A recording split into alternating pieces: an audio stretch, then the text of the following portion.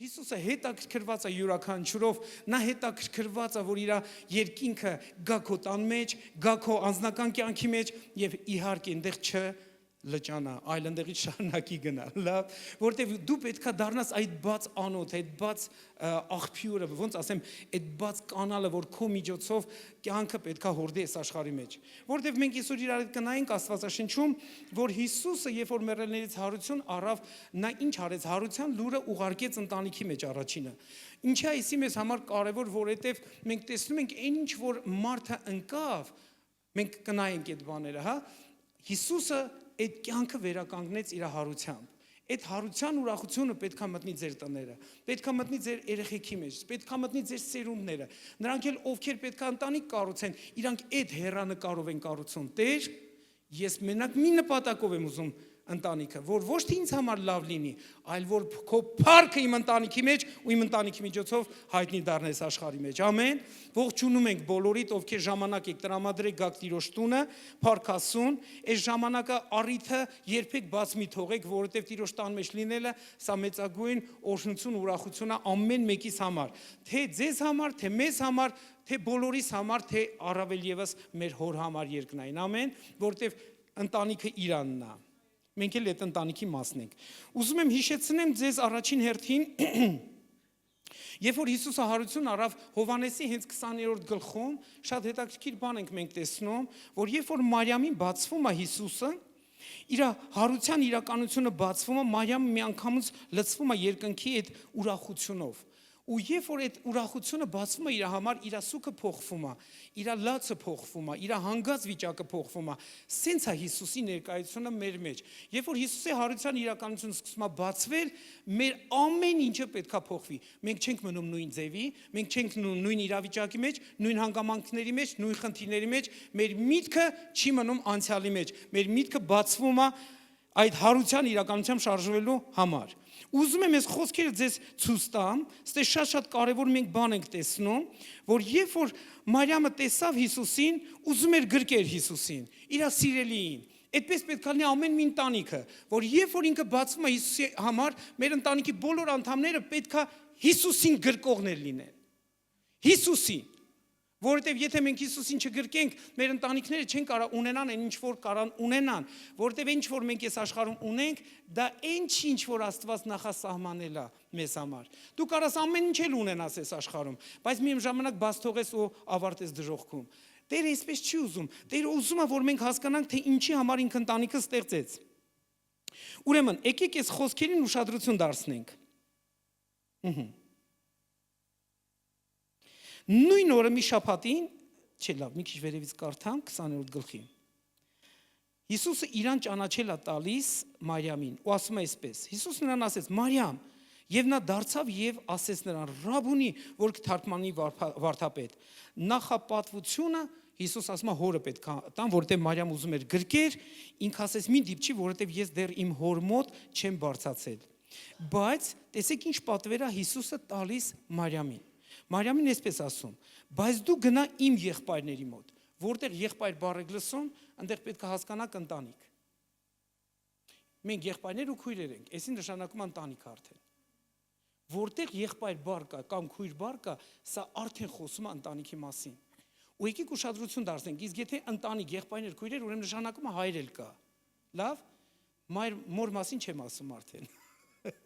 Որտեղ մայրն էլ էդի մեր հոգատարությունն է բոլորիս մեկս մյուսի նկատմամբ, որովհետև մենք մայրական հոգատարությամբ ենք ուզում ծառայենք մեկս մյուսին։ Դա պետք է ամեն մեկից բխի, որովհետև մենք եկեղեցին էլ կնոջ կառույց է։ Եկեք տեսնենք ինչ ասում Հիսուսը։ Ասում է, բայց դու գնա իմ եղբայրների մոտ եւ նրանց ասա. ես վեր եմ ելնում իմ հոր մոտ եւ ձեր հոր մոտ, իմ Աստծո մոտ եւ ձեր Աստծո մոտ։ Հարության առաջի վկայությունը ուղղակի օրեն Հիսուսը տալիս է ընտանիքի համար։ Հոգևոր ընտանիքի համար, որից մենք հասկանում ենք նաև մեր ֆիզիկական ընտանիքների համար։ Լավ, որովհետև եթե հարության վկայությունը չգա մեր տների մեջ, մենք չենք գա այն իրականության մեջ, ինչ որ Աստված նախատեսել էր ընտանիքի հետ կապված։ Գիտեք, ընտանիքը չստեղծվեց Եդեմական պարտեզից դուրս։ Ընտանիքը ստեղծվեց հենց Եդեմի մեջ, առատության մեջ, առատության մթնոլորտի մեջ։ Ոնց է դուրս գալիս Աստծո գործերը, որ Աստված ուղակի չստեղծեց ընտանիք ու սենց բրախեց, ասեց դե գնացեք ոնց ուզում եք ապրեք։ Ոչ, Աստված ստեղծեց երկինքն ու երկիրը։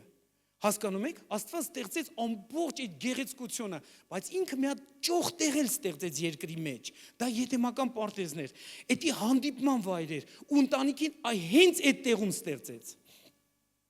Որ մարդը եւ կինը, ընտանիքը նրանք եդեմական պարտեզի մեջ հաստատվեին եւ այդ իրականությունով լցվեին, որ այդ իրականությունն էլ տանեին բովանդակ աշխարհը, որ պետքա մարդկանցով լցնեին։ Դուք պատկերացեք, ընտանիքը դրանով է կոչվում Եդեմ։ Քո ընտանիքը կամ Եդեմ է, որտեղից կյանքա դուրս գալիս, քո ընտանիքը կամ դժոխք է, որտեղից մահա դուրս գալիս։ Դու պետք է զգուշ լինես։ Մենք պետք է այսօր խորագետ լինենք։ Մեր ընտանիքները դա պետք է Եդեմի վայրը լինի, որտեղից կյանք է դուրս գալիս այս աշխարհի մեջ։ Եթե մենք մեր ընտանիքների այդ նպատակը չհասկանանք, այն տեսանկյունով ոնց որ Աստված է ուզում, մենք ինչ որ մի բան բաց կթողենք։ Սիրելիներս, ուզում եմ հիմա ձեր ուշադրությունը գրավեմ համար առաջին, որ Աստված ստեղծում է Ադամին։ Տեսեք, ինքը իր կյանքն է դնում Ադամի մեջ, երբ որ Ադամին բարձրացնում է։ Ինչի հենց առաջինը Ադամին։ Ադամի վրա մեծ պատասխանատվություն կա դրված, որովհետև Ադամը պետքա ուղղահայաց հարաբերությունը տաներ ամեն մի տեղ, սկսած իր ընտանիքից։ Ուրեմն ստեղ բոլոր եղբայրները, ովքեր ընտանիք ունեն, եւ բոլոր նրանք, ովքեր դեռևս ընտանիք կունենան, դուք ձեր ականջին օղարեք։ Ինչ օղ պետք է անեք հիշատակի ձեր ականջներին, որ դուք երկնքի իրականությունը պետքա բերեք ձեր տների մեջ։ 1 եւ երկնքի իրականության համար պետքա ստեղծեք ընտանիք։ 2 եւ երկնքի իրականությունը ձեր ընտանիքներից պետքա դուրս գա այս աշխարհի մեջ։ Ոչ թե այս աշխարհի գաղափարը պետքա մտնի քո տունը։ Դու այս աշխարհի գաղափարը չպետքա բերես քո տունը։ Դու երկնքի գաղափարը պետքա բերես, երկնքի իրականությունը, որ քո տան ամեն մի զավակ, ամեն մի սերունդը, նա պետքա երկնքի կյանքը բերես աշխարհ։ Դու պետքա պատասխանատվություն վերցնես։ Ինչ ես դու սովորացնելու քո սերունդին, ինչ ես քո տան մթնոլորտի մեջ սովորացնելու, որովհետև Աստված ի սկզբանե նախատեսեց այս բանը, որ երկինքը պետքա Ադամի միջոցով տարածվեր առաջին իր ընտանիքի մեջ։ Աստծո հարաբերության ճոխությունը ընտանիքի մեջ եւ ընտանիքի միջոցով։ Սա այն կյանքն է, որ Հիսուսը վերականգնեց իր հարությունով, եւ որ ասեց գնա ասեմ եղբայրներին, ես բարձրանում եմ իմ հոր մոտ եւ ձեր հոր մոտ, իմ Աստծո մոտ եւ ձեր Աստծո մոտ։ Սիրելիներս, առաջին խոսք գալիս ընտանիքի համար հարության, դա վերականգնման գաղափարն է, դա հենց այն է, ինչ որ պետքա մարդիկ վերցնեին ու տանեն ուր իրանց ընտանիքները, իրանց ազգատոհները, իրանց սերունդները։ Ուշադրություն դարձնենք, երբ որ Աստված հողից ստեղծեց Ադամին։ Գիտեք, հողից ստեղծելու նպատակը ինչով էր պայմանավորված, որ իր փառքը երևա այդ արարածի մեջ, որովհետև էսի ամենաճոխ գեղեցիկ արարչություններից մեկն է։ Երբ որ Աստված ասում է Ծննդոց 1:26-ում ասում է, եւ Աստված ասեց մեր պատկերով եւ մեր նմանությամբ պես մարդ շինենք, որ իշխեն, տիրապետեն, կառուցեն, պահպանեն եւ դու գիտեք խոսքը։ Եվ Աստված ստեղծեց մարդը իր պատկերով, Աստծո պատկերով ստեղծեց նրանց, արու եւ էգ ստեղծեց նրանց։ Դուք տեսեք, Աստված ի սկզբանե ինչ արժեք է տալիս մարդուն։ Եթե այս արժեքը չվերականգնվի իմ ու քո ներսում, մեր խոսքերի մեջ, մեր վարքերի մեջ, մեր մոտեցումների մեջ, մենք ավելի շատ փչացնող ենք, քան թե կառուցող։ Տերը ուզում է, որ խորագետ լինեք։ Աստված ասում է իմ պատկերով ու նմանությամբ։ Այս պատկերն ու նմանությունը մեղքի պատճառով փչացավ։ Ամբողջությամբ փչացավ։ Ամբողջությամբ փչացավ։ Մարդիկ վատնեցին, երբ որ մեղք գործեցին։ Եկեք ուշադրություն դարձնենք։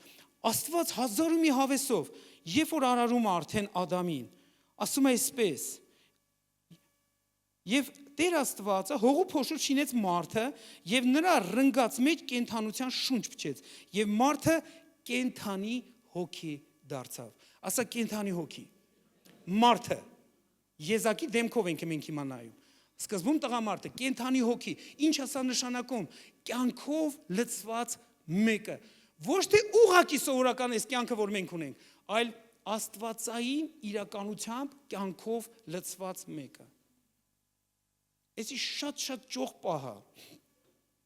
Ու երբ որ Աստված այս ճոխությունը բացեց Ադամի մեջ, Ադամի հետ սրուցի շփման մթնոլորտ էլ ստեղծեց, էդի Եդեմներ։ Եդեմական պարտեզի մեջ պատվեր տվեց Ադամին, որտեղ Ադամին արդեն վերել էր Եդեմական պարտեզ։ Ինչ ենք մենք տեսնում, ինչև Եվայի ստեղծվելը, որ Աստված ուղղահայաց հարաբերությունը ոնց է զարգացնում Ադամի հետ, ոնց է իր հետ քայլում, անգամ Ադամին ասում է, Ադամ, կենդաններին դու ես անուն տալու։ Դավայ, ինչ անուն ես տալու։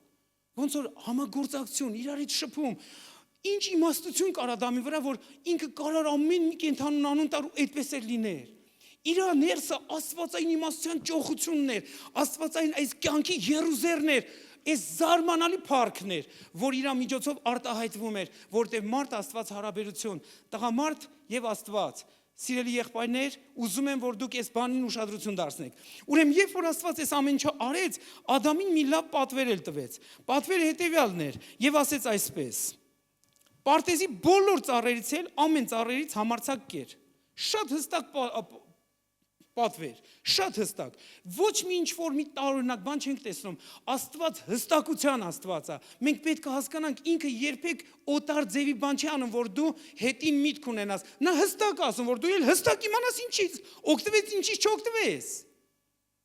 Աստված երբեք հետք չի թողում տարօրինակ մտքերի։ Նա միշտ հստակ ասում է, նա շատ պարզ է, շատ հստակ է, ու նա այս բառը ասում է, որ ամեն ծառերից համարձակ կեր, բայց բարի եւ չար գիտության ծառից մի ուտիր, որտեղ նրանց կերած օրը մահով պիտի մեռնես։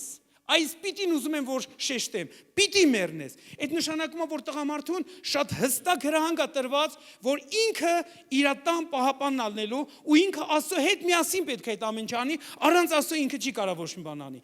Գիտեք ինչն է զարմանալի, որ մարդ Աստված հարաբերությունը էդի պատասխանատվության գաղափարը, որ հենված է բոլոր տղամարդկանց վրա, ովքեր վերստին ծնվում են։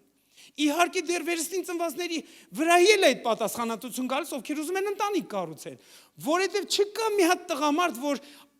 ոնց ասում է խոսքը, արուս զավակ, որ արգանդա բացում, նրանք առաջնորդական դիրք չունենան։ Բոլորը կանչված են, որ նրանք պետքա օրերից մի օր առաջնորդ դառնան, հայր դառնան, ամուսին դառնան, արջևից գնացող դառնան։ Աստված այդպես է նախատեսել, որ նրանք բոլորը պետքա պատասխանության մարդիկ դառնան։ Ու այս պատասխանատվությունից մի օր ընկավ տղամարդնել, հիմա եկեք կնոջ նայենք։ Կնոջ մասին ինչ եմ ուզում, որ դուք տեսնեք։ Երբ որ Աստված ուզեցավ Ադամին օգնի, ինքը իր օգնությունն է ցույց տալիս։ Լսեք, այստեղ ուզում եմ հայտնությունը բռնվեք, բոլոր քույրերը թող իրանց վրա այս հայտնության հոգին գա։ Նայեք, Աստված ինչ ասում, ասում է ես ուզում եմ Ադամի համար իրան հարմար մեկին ստեղծել։ Իրան հարմար, Ադամին հարմար, չէ՞։ Բայց Ադամը ում պատկերով է նմանությամբ էր ստեղծված։ Աստծո։ Իտոգում ինչ ենք հասկանում արդյունքում, որ Աստված իրան հարմար մեկին է ստեղծում Ադամի։ Լսում եք։ Չլսեցիք։ Նորից եմ ասում։ Ադամը Աստծո պատկերով նմանությամբ ստեղծված էր։ Հիմա Աստված ասում է, եկեք Եվային ստեղծենք, այսինքն Ադամը քնած է, հիմա Եվան է ստեղծվում։ Ասում է իրան հարմար մեկին։ Աստված իր օգնությունն է բացում Եվայի միջոցով Ադամի համար,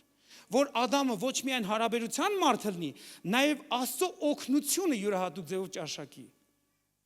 Սա զարմանալի է։ Զարմանալի է, դրա համար ասում է իրան հարմար մեկ։ Երբ որ մենք մտածում ենք իրան հարմար մեկ, մենք ուզում ենք Աստծուց կտրվենք, որ ինձ հարմար լինի։ Սիրելիներ, դուք պետքա զգուշ լինեք։ Եթե դուք Աստծո պատկերն ու նմանություն ունեք, ուրեմն Աստծուն հարմար մեկին է Տերը տալիս քեզ, որ գիտի ինքը օգնելու է քեզ, ոչ թե քանդելու է քեզ։ Սա շատ կարևոր է։ Եթե ես ու դու չհասկանանք այս սկզբունքը ինչի համար էր Աստված այսպես անում, որտեղ Աստված ստեղծեց Ադամին, որ ուղղահայաց հարաբերություն լինի, Աստված ստեղծեց Եվային, որ հորիզոնական հարաբերություն ստեղծվի։ Ու գիտեք, այս ստեղծված գեղեցիկ այս միությունը Եդեմական պարտեզում պետք է ապրեր։ Աստված ամեն բան արել է հենց Եդեմական պարտեզի մեջ այս ճոխությունը, որ իր ընթացքը ունենա։ Ուրեմն ընտանիքը Եդեմական պարտեզի վայր պետքա դառնա, իր ներսով էլ, իր դրսով էլ, իր ամբողջ նպատակը Աստծո ընտանիքի հետ կապված, դա Եդեմի գաղափար պետքա կրի։ Թե ինչ որ մեկը բարձր ասի ամեն։ Լսեք, Ուզում եմ որ էսի հասկանանք, ամեն մի ընտանիք Եդեմի գաղափար պետքա կրի։ Էդի նպատակներ, երբ որ Աստված ստեղծեց ընտանիքը։ Ու ստեղծեց Եդեմական պարտեզում, որ իրանք այս օրինակը վերցնեն։ Գիտեք 5 տակարան մեկ օր Ռեբեկան պետքա փսակվեր Իսահակի հետ։ Իսահակը երբ որ Ռեբեկային բերեց, գիտեք ինչ արեց։ Ռեբեկան վերցրեց Իսահակը վերցրեց Ռեբեկային տարավ իր մոր վրանը։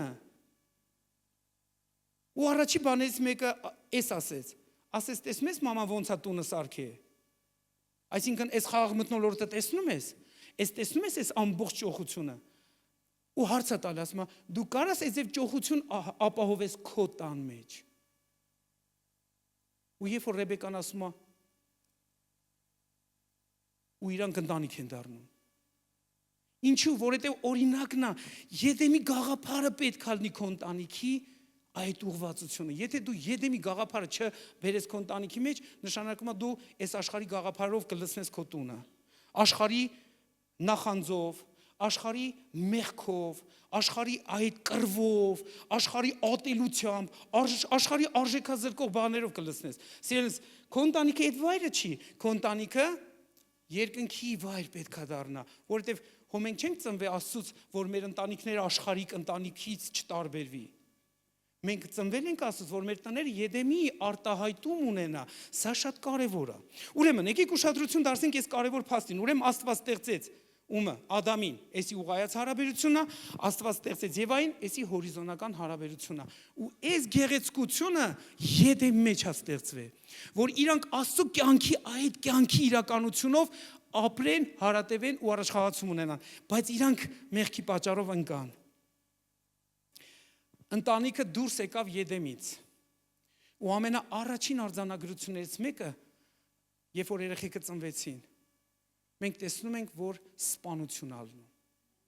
Ոնց եք մտածում, հարցս հետևյալն է բոլորիդ։ Չեմ ուզում, որ դուք պատասխանեք, իհարկե, այսպես տեղում պատասխան չեմ ակնկալում ձեզանց, բայց ուզում եմ մտածեք։ Համար առաջին, Ադամն ու Եվան իր երեխեքին սպանություն էին սովորացրել։ Այդ ով եկավ այդ մտքով։ Ուզում եմ մտածեք։ Երբ որ հանկարծ դու քո երեխուն սովորացնես, ուզում եմ մտածեք։ Երբ որ հանկարծ դու քո երեխուն սովորացնես, եթե քեզի խփում են, դու էլ քարը վերցի գլխին տուր։ Դուք պետք է իմանաք ես միտքը ումից է։ Դուք պետք է հասկանաք ես ումից է։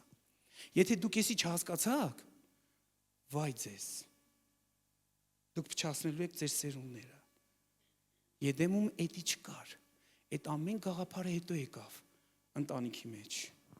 Հիսուսը գալիս է մեզ ազատում այդ մթնոլորտից։ Նա ասում է հարության այդ կյանքը պետքա գա ձեր ընտանիքները։ Ձեր ընտանիքները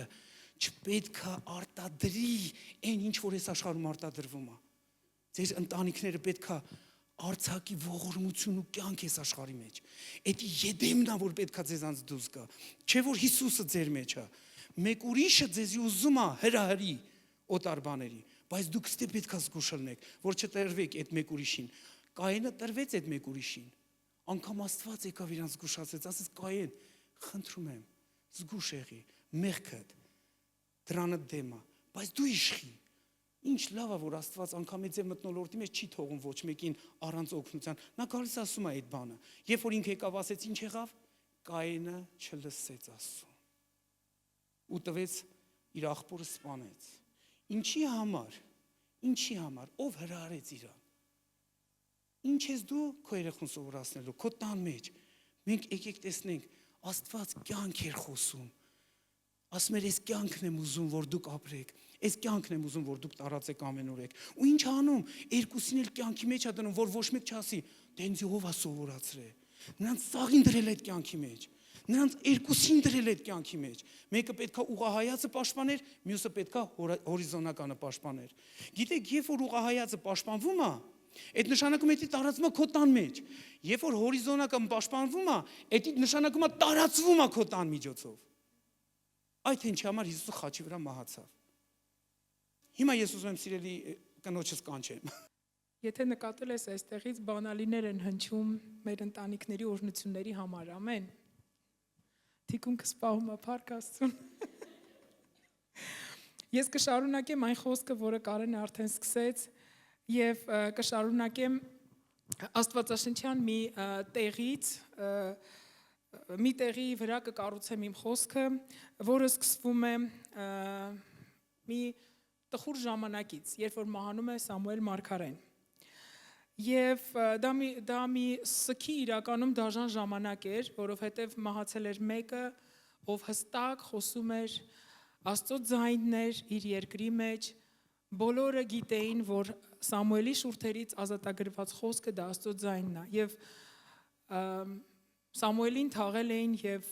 մարդիկ սքի մեջ էին, եւ ուզում եմ հիշեցնել, որ Սամուելը այն մարգարեն էր, ով դեռևս պատանի Դավիթին Հեսեի տնից ընտրեց Աստծո կամքի համաձայն, օծեց, ինչպես թագավոր, եւ այդ ժամանակ, երբ որ Սամուելը մահացավ, Դավիթը նա վտարանդի էր, նա փախնում էր Սավուղի երեսից։ Ինչի եմ այսքան հեռվից գալիս, որ պատկերացնես Դավիթի վիճակը։ Պատմությունը, որը ես նկարագրում եմ, գրված է Առաջի թագավորաց 25 գլխում, եւ այս լարվածության մեջ սկսվում է մի զարմանալի փրկության պատմություն։ Այս սուքի մեջ, այս ճգնաժամի մեջ, միգուցե քո կյանքում կա դժվար վիճակ, բայց դա կարող է քեզ համար դառնալ փրկության լավ հնարավորություն։ Ամեն։ Այստեղ նկարագրվում է մի կնոջ պատմություն,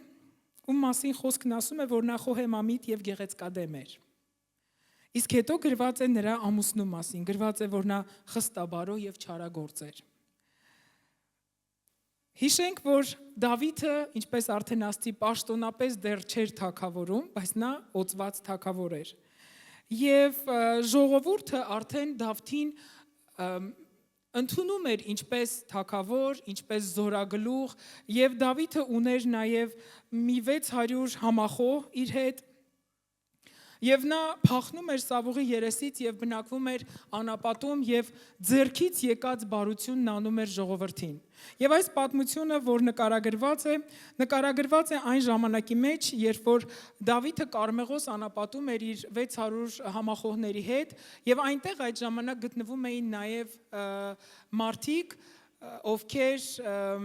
հովիվներ էին եւ արածեցնում էին ոչխարները, եւ մենք հասկանում ենք, եթե այնտեղ կան հովիվներ, կան կենդանիներ, կան նաեւ մարդիկ, ովքեր պահում են, հոգ են տանում այդ հովիվների համար, այսինքն մի հսկա ժողովուրդ, այսպես ասած, հավաքված էր այդ անապատում, եւ գրված է, որ Դավիթը նրանց պաշտպանում էր եւ Դավիթը նրանց չվնասեց։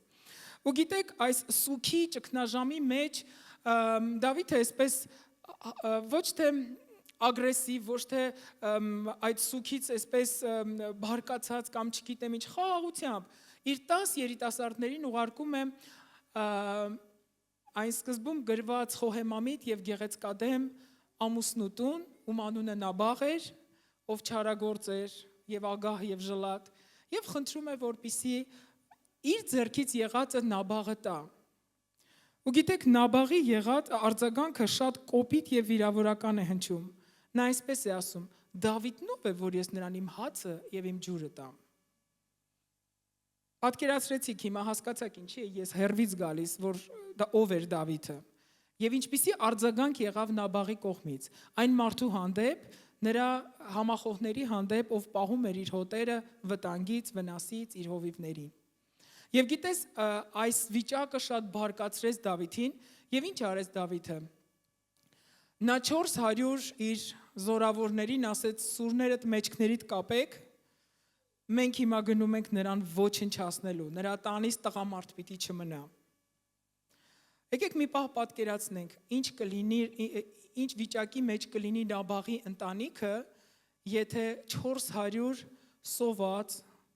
սքի մեջ, դառնացած, արհամարված, թագավորի երեսից փախած, էլ ինչ ասեմ, տղամարդ հարցակվի Նաբաղի տան վրա։ Պատկերացնում եք, ինչ կմնա նրա տնից, նրա ունեցվածքից, նրա այսպես կոչված իմ հացից, իմ ջրից, նրա ընտանիքից։ Կարծում եմ փոշի կմնա, ուրիշ ոչինչ։ Եվ ծառան, Նաբաղի ծառաներից մեկը շտապեց, վազեց Նաբաղի կնոջ մոտ, ով այն խոհեմամիտ եւ գեղեցկադեմ կինն էր։ Ուզում եմ, որ ուշադրություն դարձնեք, որ սկզբում նշված չի նրա գեղեցկությունը, Սկզբում նշված է նրա ներքին արժեքը։ Մենք բոլորս գիտենք, գեղեցկությունը գալիս է, շատանում է, ավելանում է, փայլում է, ծաղկում է սենց մի տարիքում, հա? Հետո կամած հետ է քաշվում։ Գալիս է ավելի տարիքով կնոջ այդ խոհեմությամբ շաղախված ուրիշ ճոխ գեղեցկությունը։ Ամեն տարիքում գեղեցկությունն ունի իր չափը, բայց խոհեմությունը դա ուրիշ ներքին արժեք է, ուրիշ ներքին գեղեցկություն է։ Եվ այս ծառան վազելով գալիս է այս խոհեմամիտ կնոջ մոտ ու ասում է Դավիթը 400 զինված հեծյալով գալիս է մեր տան վրա ու ես չգիտեմ մի բան արա, գրված է, ասում է մի բան մտածի։ Ինչի համար այս լուրը չհասավ Նաբաղին։ Գիտեք, երբ մարդը փակ է լսելու համար, ճշմարտությունը նրան շրջանցելու է։ Եկեք մենք փակ չլինենք լսելու համար։ Բաց լինենք, որպեսզի ճշմարտությունը մեզ հասնի եւ մենք կարողանանք հարցին լուծում տալ Տերով, Տիրոջ իմաստությամբ։ Եվ Աբիգեայի տեսակի մարդիկ նրանք են, ում մոտ գնում ենք, երբ որ իրավիճակը փակուղային է։ Նման մարդկանց մոտ շուշուտ չենք գնում, որովհետև շուշուտ կարող է խելացի խորհուրդներ տալ, որը մեր սրտով չլինի։ Բայց երբ որ մենք փակուղու առաջ ենք, մենք վազում ենք նման մարդկանց մոտ, որովհետև էլ տարբերակ չկա։ Թշնամին այս պահին Նաբաղի համար Դավիթը թշնամի էր։ Հեսա գալու ասա սրբի տանի հետք չմնա։ Եվ ինչ եք կարծում Աբիգեայի համար միթե նորություն էր, որ իր ամուսինը չար է, որովհետև այդ ծառան ասում է մեր Տերը չար է, նրա հետ խոսալ հնարավոր չէ։ Ես կարծում եմ, որ նրա համար դա գաղտնիք չէր, որովհետև նա ապրում էր այդ տղամարդու հետ։ Բայց իմ միտքը, իմ ուշադրությունը կանգնեց այստեղի վրա ու ես մտածում եմ, ասում եմ Տեր Աստված, այդ ինչից էր, որ այդ ծառան կարծում էր, որ ինքը գյուտ է արել, ինքը հայտնագործություն է արել, ինքը հայտնություն է փոխանցում Նաբաղի կնոջը, որ քո ամուսինը չար է, իր հետ խոսալ չի լինի։ Բրծի տես ինչ ես անում, հեսա մեզ կվերացնեն։ Ես կարծում եմ պատճառը մի բան էր, որ այդ կինն այնքան իմաստուն էր, որ իր շուրթերից երբեք չէր խոսել իր ամուսնու չարության մասին։ Երբեք չէր լացել իր բախտի վրա, որ ես այսինչ խեղճն եմ, ես այսինչ սև բախտի արժանացա, ես ում է ինչ արել, որ իմ գլխին էս եկավ, ու նմանատիպ ինչ որ լացուկոց հեքիաթներ կամ իրականություն։ Բայց նա այնքան զուսպ էր, այնքան իմաստուն էր, որ իր տան ոչ մի ծառան երբեք չէր լսել իր շուրթերից, որ իմ ամուսինը չար է։ Ինչ արեց այս կինը։ Եկեք նայենք Աբիգեայի արժեքներին, սրանք ուղիղ կիրառելի են այսօր։ Այսօր 3 բանի մասին կխոսամ։ Աբիգեան ինքը չբորբոքեց կոնֆլիկտը, անգամ երբ ուներ այսպես կոչված իրավունք ու շատ լավ հնարավորություն։ Ինչ է սա նշանակում։ Գիտեք, նա կարող էր մտածել վերջապես, հեսա մեկը հայտնվեց Նաբաղ տղա, հեսա հարցերը տնեց կլուծի, սիրտս կհանգստանա, ես չէի կարա քո հախից գայ, բայց հեսա մեկը քո հարցերը կլուծի։ Նա դա չարեց։ Բայց ինչ արեց։ Նա ընտրեց ստեղծել խաղաղություն, ոչ թե պահանջել արդարություն։ Եվ դա շատ արագ արվեց։ Գիտեք, 400 հեծյալ, չգիտեմ, բանի երկրի մյուս կիսագնդից չէին գալիս նավով, ինքնաթիռով, գնացքով, որ մի քանի ամիս տևեր միջև տեղ հասնեին, այս կինը մտածեր ինչ էր անում, նրանք կատաղած գալիս էին։ Ամեն վայրկյանը հաշվի մեջ էր։ Եվ այս կինը ընտրեց ստեղծել խաղաղություն։ Մենք մեր բոլոր հարաբերություններում կլինի ընտանեկան, աշխատանքային, ընկերական, շատ ավելի հաճախ, եթե ուշադիր լինենք եւ անկեղծ լինենք, ընտրում ենք փնտրել ճիշտը։ Ոչ թե ստեղծել խաղաղություն։ Աբիգեան արեց հակառակը։ Ես կարծում եմ մեզնից շատերը համոզվել են, որ երբ որ մեր ընտանիքի, մեր ընկերական կամ աշխատանքային, չգիտեմ, ցանկացած հարաբերության մեջ խաղաղությունը վտանգված է, ուղղակի խելացի իմաստուն քայլ չի փնտրել ճիշտը։ Մեզանից յուրաքանչյուրը, որ մենք Տիրոջ տաճարն ենք, մենք կարիք ունենք փնտրելու խաղաղությունը։ Ամեն։ Անընդհատ եկեք նայենք Քրիստոսին։ Հայրը չփնտրեց ճիշտը։ Եթե նա ճիշտով գար, մեզնից բան չէր մնա, բայց նա փնտրեց խաղաղություն։ Եվ այդ խաղաղության արդյունքը եղավ խաչված Քրիստոսը եւ հարություն առած։ Երկրորդ բանը ինչ արեց Աբիգեան,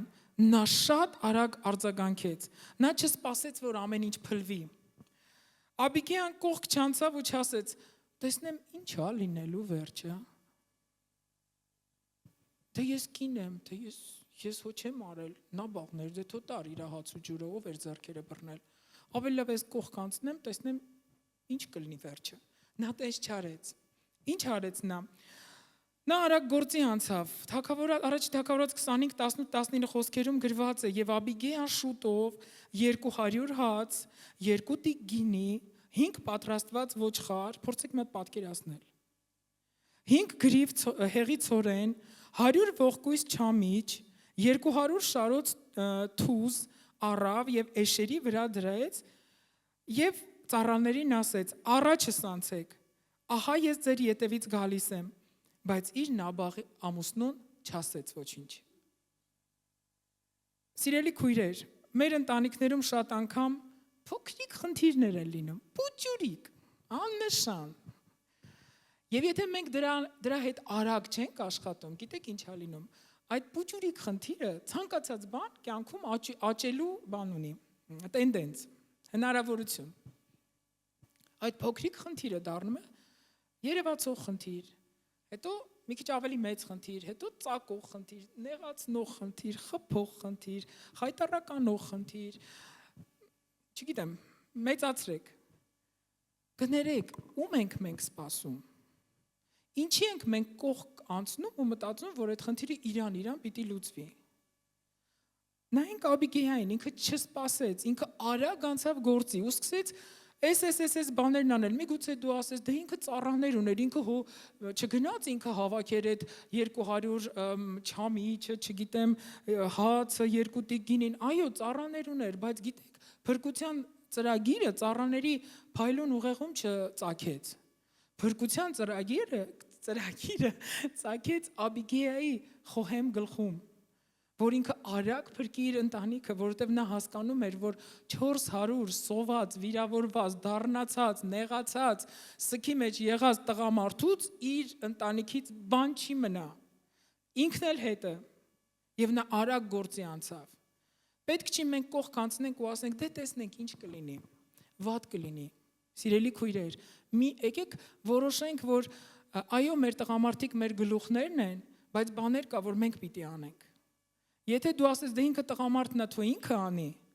թշնամին կգա, իրան էլ կվերցնի, քեզ էլ կվերցնի, սերունդդ էլ կվերցնի, ինչ դիզել ես, դա էլ կվերցնի։ Միթե մեզ դա պետք է։ Ումա պետք է դա, ինձ պետք չի։ Դա ինչ կա։ Աբիգեան մի կողմ չանցավ։ Ամեն։ Դառնացած ժամանակ, դառնացած մարդիկ մտածում են մի բանի մասին։ Որն է դա, վրեժխնդրությունը։ Միմիայն, ես հիացած եմ Աբիգեյով, ես չգիտեմ, էլի եմ ուսումնասիրելու այդ կնոջ կյանքը։ Վտանգը կախված էր իր գլխին, վրեժխնդրության հրաշալի հնարավորություն էր։ Ես չգիտեմ ինքը ինչ օրներ դրել Աբիգեյային, միգուցե իր անուշադրությամբ էր դառնացրել, չգիտեմ, միգուցե զարդերից էր զրկել, չգիտեմ ինչ էր արել։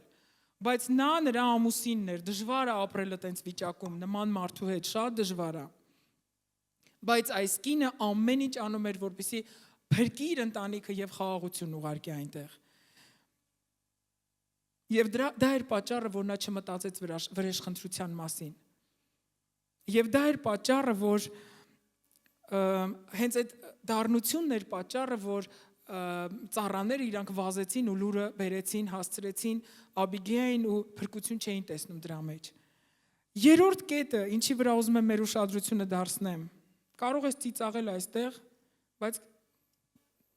ճշմարտությունն էլ տեսնել։ 23-րդ խոսքում գրված է, որ Աբիգեյան Դավթին տեսավ, պատկերացրեք, նրանք գնացին, դուրս եկան, արագ գնում են, ես չգիտեմ էշով ինչքան արագ կարելի է գնալ, նրանք հեծյալներով են գալիս, սրանք էշերով տնկ գնում են, ու նրանք արդեն վաղուց ճանապարհ էին ընկել, միջև սրանք այդ քանը կհավաքեին ու դուրս կգային, բայց ճանապարհի ինչ-որ հատվածում հանդիպեցին իրար, եւ գրված է, որ Աբիգեյան իր էշից իջավ եւ երեսի վրա ընկավ։ Սիրելի քույրեր, սիրելի եղբայրներ, մեր օրերում մեզ սովորեցնում են, որ մեր էշը խրուստալից է, մեր էշից պետք է պինդ բռնվել եւ երբեք չզիջել, երբեք այնտեղից չիջնել,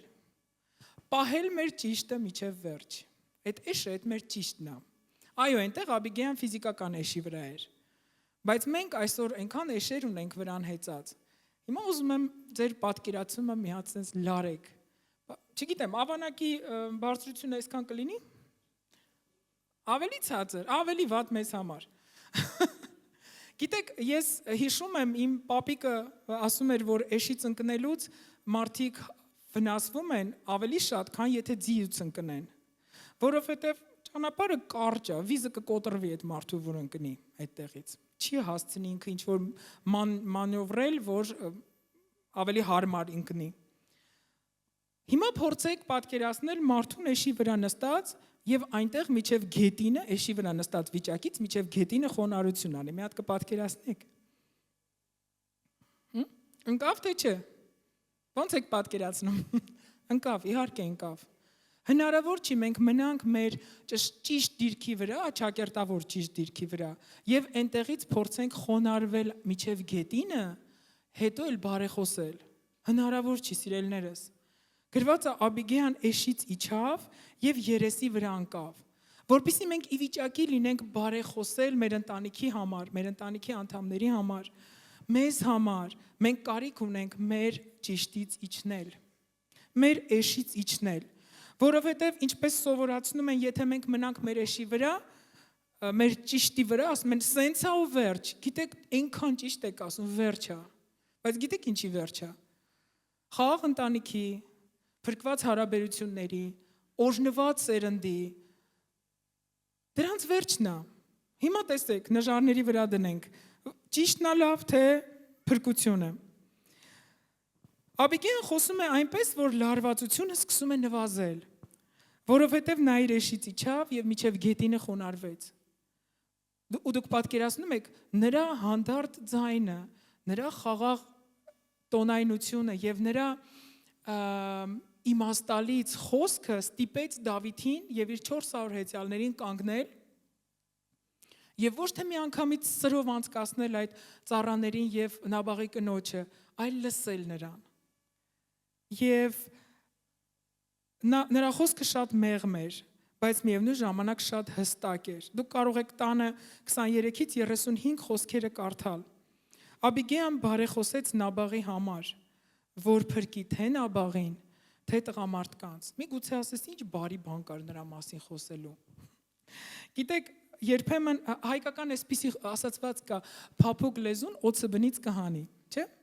Բայց գիտեք փափուկ լեզվի մասին Աստվածաշնչում ինչա գրած։ Գրած է կակուղ լեզուն ոսկորը կկոտրի։ Գիտեք, ավելի ուժեղա որ լեզուն ոսկորը կոտրի, քան լեզուն, որը օծին բնից հանում է։ Կարող է բնից հանես, հետո կծիքես։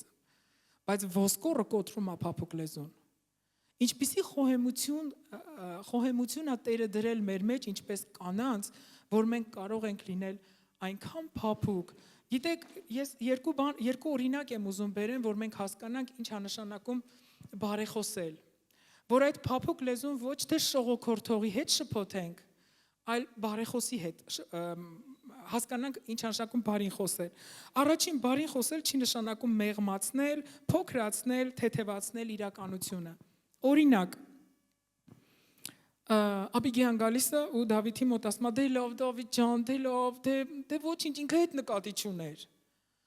Եկեք ձեռքներս դնենք մեր խղճին ու քանի անգամ մենք մեր երեխեքի անշնորհքությունը, մեր անշնորհքությունը, մեր հարազատի անշնորհքությունը այդ են սվաղել, չգիտեմ ինչ բառ ասեմ։ Լավ ինքը հետ նկատի չուներ։ Ինքը լավն է, ինքը ուրիշ բաներ ուզում ասել, ուղղակի տենց ստացվեց։ Բայց մենք հո գիտենք ինչ ենք ասում ու իրականում ինչ է եղել։ Դա նշանակում է մեղմացնել, փոքրացնել, թեթևացնել իրականությունը, դա չի նշանակում բարեխոսել։ Մյուսը բարեխոսել չի նշանակում բորբոքել արդեն բորբոքված վիճակը։ Պատկերացրենք էլի Աբիգեային, գալիս է Դավիթի մոտ ու ասում է՝ «Դավիթ, դու այնքան բարի ես, Ախր դու ուրիշ տղամարդ ես, քեզնից չկա։ Այն Նաբաղը, վայ, հոգիս կերել է։ Դու ճիշտ ես ամ, դու չես էլ պատկերացնում այդ ինչ ձևի մարդ է։ Ծառաներն արդեն էլ չեն դիմանում, ես էլ չեմ դիմանում։ Էտա։ Այսքան ժամանակ որ չի փոխվել, էլ իզուրել մի բան փորձում ենք անել, էլ չի փոխվի։ Միթե սա բարեխոսություն է։ Ոչ իհարկե։ Բարին խոսել նշանակում է բարին խոսել։ Վերջ։ Բարին խոսել, ոչ թե իրականությունը շուռ տալ, ոչ թե փորձել լղոզել, այլ բարին խոսել։ Եվ Աբիգեան հենց այդ լեզուն օգտագործեց։ Նա ապրելով չար, ագա, անտրամաբան, անհեռանկար մարդու հետ, նա այնպես խոսեց, որ Դավթի համար ամեն ինչ պարզ դարձավ։ Հեշտ չէր ապրել Նաբաղի հետ եւ պահել այդ վիճակը, պահել խոհեմությունը։ Գիտեք, ես այսպես մտածում եի, ինչն էր պատճառը, որ Աբիգեան չէր դարձել, գոնե մինիմում չէր դարձել իր ամուսնու նման։ Ու ես ասենց մի բան հասկացա, որ Տերը բացեց, ես այդքան մի բան հասկացա, որ նա իր կյանքը չէր կառուցել Նաբաղի բնավորության շուրջ։ Մեր կողքը շատ բացասական իրավիճակներ կարող են լինել։ Եվ մենք կարող ենք ուղղակի կորցնել մեր կյանքի հրաշալի ժամանակը անընդհատ այդ բացասական բանի մասին խոսելով։ Բայց դուք չգիտեք ինքը սենց է, իմ կյանքը սենց է, մենք ասում ենք իրականությունը, բայց մենք չենք ասում այն ճշմարտությունը, որը Տերը ունի այդ իրավիճակի համար։ Այսինքն, նորից կրկնեմ, մենք չպետք է կառուցենք մեր կյանքը այդ մեր շուրջը եղած իրականության վրա, ինչպես Աբիգեան չէր կառուցում իր կյանքը Նաբաղի բնավորության շուրջ։ Դա էր պատճառը, որ նա իր կենտրոնացումը չէր կորցրել։ Նա մնացել էր մաքուր, առաքինի, խոհեմամիտ, գեղեցկադեմ եւ խաղաղություն փնտրող։ Արդյունքում ինչ եղավ։ Տերը պահեց Աբիգեային, պահեց ապագա Դավիթ թագավորին, իսկ Նաբաղի չարությունն արդեն Աստված ինքը դատեց։ Գիտեք, դուք կարող եք ուղղակի բացել կարդալ ինչպիսի խոսքերով է 25 առաջ թագավորած 25 գլուխը տանը կարդացեք, ինչպիսի խոսքերով է նա դիմում Դավիթին, որ պետք չի, որ թագավորը իր ձեռքերը արյունոտի։ Պատկերացնում եք, լրիվ հրաժարվեց իր իրավունքից հարցերը լուծել, բայց իր համար կարևոր էր խաղաղություն պահել, խաղաղության խորհուրդները ազատագրել։ Գիտեք, թանկագին քույրեր, մենք շատ հրաշալի ենք ստեղծված, եւ դա մեծամտություն չի, որ այդպես ասենք։ Քիչ առաջ մենք լսեցինք, որ մենք ստեղծված ենք։ Լսեցինք։ Նրա համար, նրան հարմար, նրա համար, նրան հարմար, նրա համար, նրան հարմար, ամեն, եւ այդ ստեղծագործությունը ունի հրաշալի օծություն իր կյանքի վրա։ Պետք չի, որ մենք փոքրացնենք դա, որ մենք սվաղենք դա, որ դա, չգիտեմ, ինչի վերածենք, դարձնենք այնքան փոքր, ճղճիմ, այնքան գործունակ, անպտուղ։ Պետք չի։ Մենք ստեղծված ենք շնորհքով, որպիսի ոչ թե մեզ դնեն բարձր տեղ փոշիները մաքրեն, ոչ, որպիսի մենք պահպանենք, որպիսի մենք կառուցենք, որպիսի մենք դաստիարակելու առաքելությունը մեր գործի դնենք, չէ որ մենք սերունդ ենք դաստիարակում։ Մեր ամուսինները դրսում են, նրանք ավար են բերում, բայց մեր երեխաները ավելի շատ ժամանակ մեզ հետ են անցկացնում։ Մենք ենք սովորեցնում մեր երեխաներին հարգել, սիրել, գնահատել, գոհացող լինել, շնորհակալ լինել, ամեն, ներել, այո, եւ այդ հազար ու մի շնորհքը մենք ունենք, որ մեր ամուսիններին բարձրացնենք եւ նրանց կողքին սյունի պես լինենք, ամեն։ Եվ եթե մենք չիջնենք, չենք խոնարհվի, որ բարեխոսենք։ Ես ասացի, էշի վրա մնացած այդ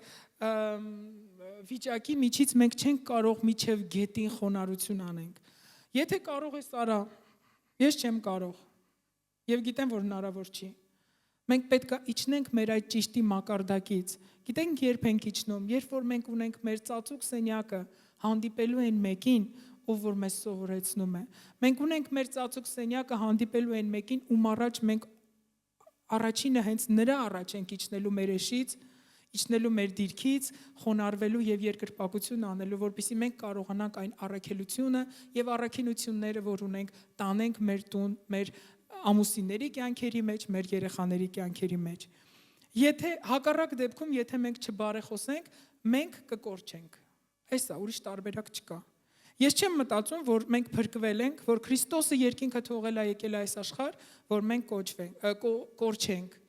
Չեմ կարծում, որ մենք ամուսնության օրը, մեր հարսանիքի օրը երազել ենք, վայ տեսնես երբ են բաժանվելու։ Չէ՞։ Ոչ մի հարս եւ փեսա, երբ որ կանգնած է հովվի առաջ եւ օրհնություն է ստանում, հրաշալի խոսքեր երկնքից ազատագրել, ոչ մեկ չի մտածում, որ տեսնես ինչքան ենք իրար հետ ապրելու, ինչքան կդիմանանք իրար։ Ոչ։ Բոլորը կանգնած են վստահ, ուխտ են կնքում իրար հետ, որ նրանք պիտի իրար հետ գնան մինչև վերջ։ Այդպես է։ Դրա համար բարեխոսություն է պետք սիրելիներ։ Մենք թշնամի ունենք, կատաղած, սոված, նեղված, նեղսրտված, որտեղ իր տեղը դժոխքն է։ Ու ինքը ուզում ամեն ինչ անի, որպեսզի իր հետ շատերին տանի։ Եվ ի վերջո մենք սերունդ չենք ունեցել, որպեսզի նրանք առանց Աստծո մեծանան եւ ուրիշ բանի բաժին դառնան։ Եթե անկեղծ լինենք, մենք ամեն բան անում ենք, որպեսզի մեր երեխաներին պահենք, բարձրացնենք, կրթության տանք, ամեն ինչ ապահովենք նրանց համար, բայց կա մի չերևացող հիմք,